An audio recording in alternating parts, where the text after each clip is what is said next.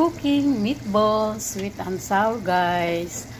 Una, guys, ng ating ground beef, nilagyan ko siya ng onion powder, coriander powder, and sweet paprika, and onion, and garlic. Yan. Inano ko siya, guys, saka fresh onion. Yan, gibilo-bilo natin siya, guys. So, naging ganito na siya. After yan, guys, pinirito ko yung meatballs. Yan, bilo-bilo with breadcrumbs to, guys, ha.